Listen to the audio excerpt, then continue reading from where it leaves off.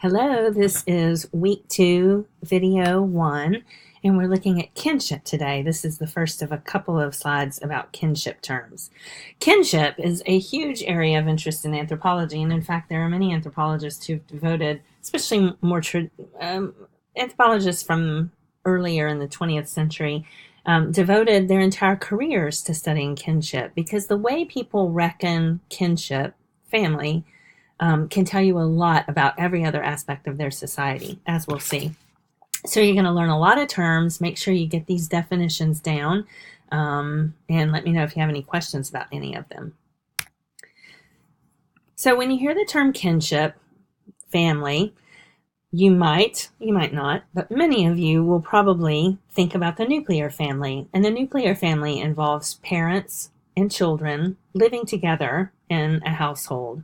And usually the nuclear family practices something we call neo-locality. So neo, new, and locality, locale or home. And what this means is that when a couple marry, and for the purposes of our lectures on family and on kinship and marriage, we're going to put marriage in quotes.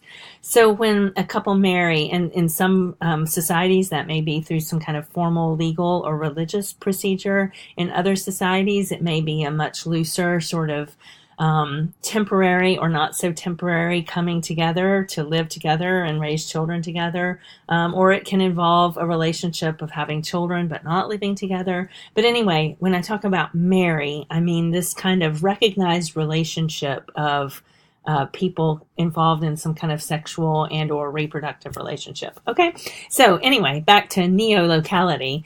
That means that a newly married couple will move to their own household. So they'll set up a new household where they will raise their children and live together.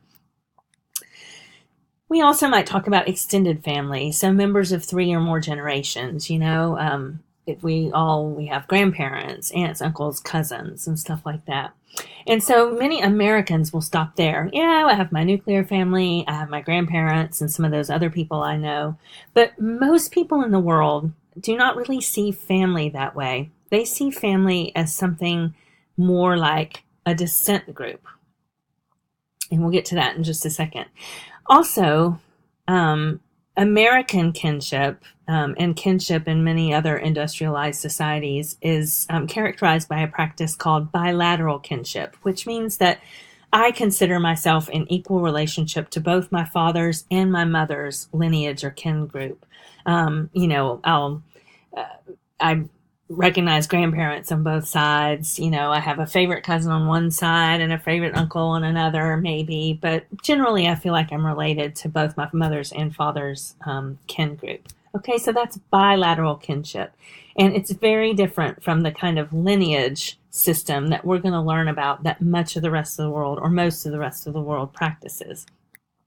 Okay, so descent groups. This is, again, what most people in the world consider to be their way of reckoning kinship. And that's when you have a permanent social unit whose members claim to have an ancestor or ancestors in common. Okay, so everyone in this social unit is related to an apical, A-P-I-C-A-L, which refers to the word apex, ancestor. And we'll talk about a couple of different kinds, unilineal and ambilineal. Unilineal descent is where the words patrilineal and matrilineal come in. We'll talk about those in just a second, and why they're important in relation to other kinship terms. Unilineal descent means lifetime membership in either the father's or the mother's lineage and kin group. And it's an ascribed status. It's given at birth. It's not chosen. So in societies that practice unilineal descent, such as a patrilineal society or less commonly a matrilineal society, you're related to your father or your mother. They're your relatives. They're where you get your name, your identity, sometimes your religious identity, and other things from. And you don't choose that. You're born into a patrilineal society, so you follow a patrilineal descent group reckoning. Again, as I just mentioned, unilineal descent will determine the identity of children, the inheritance structure, and other things about their identity. So, for example, Iran and many other Middle Eastern countries, Islamic countries, practice patrilineal descent. So, in Iran, let's say, so I'll just illustrate this through a friend of mine.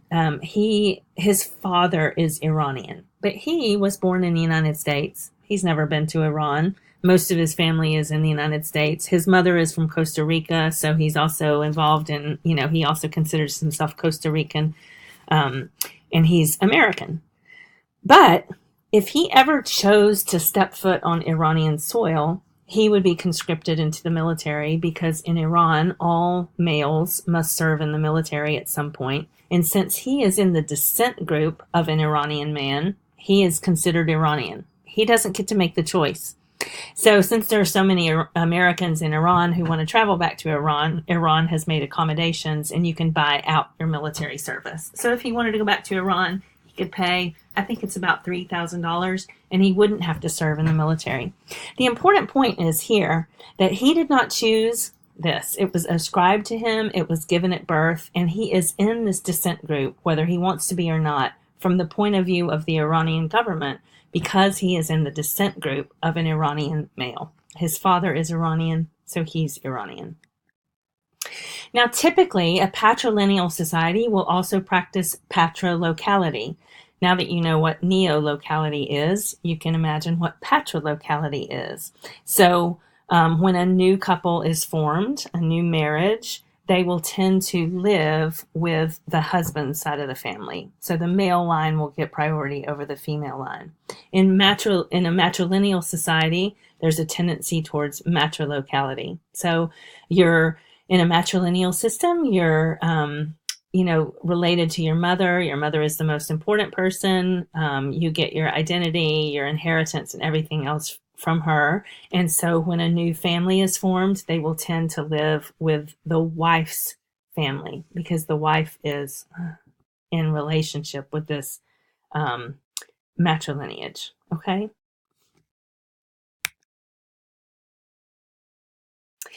And patrilineal societies that are also patrilocal tend to be patrikin. So they will reckon their kinship to the father's line. And in a matrilineal society, kinship is reckoned with the mother's side of the family. Now, this is where we get to a very important point, that these kinship structures are what we call ideal types.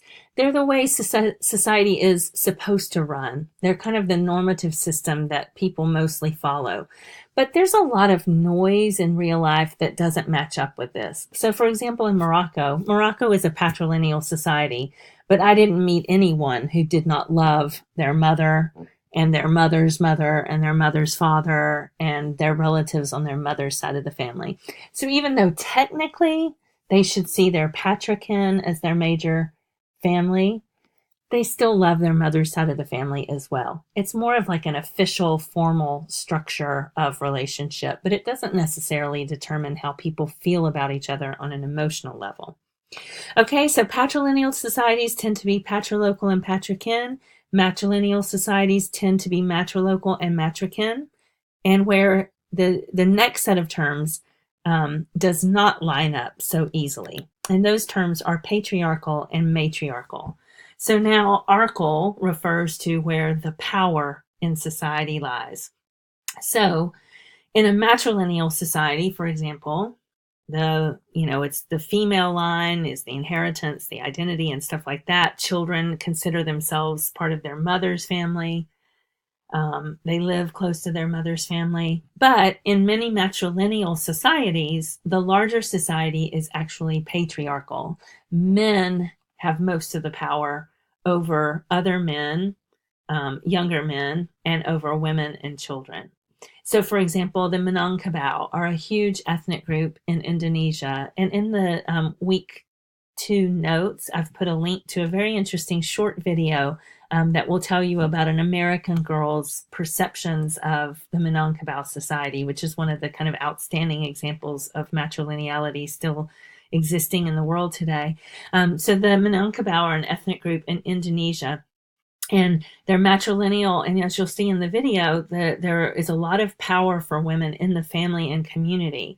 But the head man, the main political leader of the Minangkabau, is always male. So at the larger political level, it's a mostly patriarchal society, even though there are matriarchal elements within the matriline.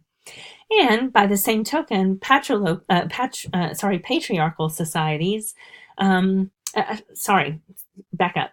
Patrilineal societies often have areas of matriarchy. So many of the Muslim societies that I've lived in and worked in at the larger political level, they're clearly patriarchal. Men are in many of the political offices, and it's a society kind of geared towards men's leadership.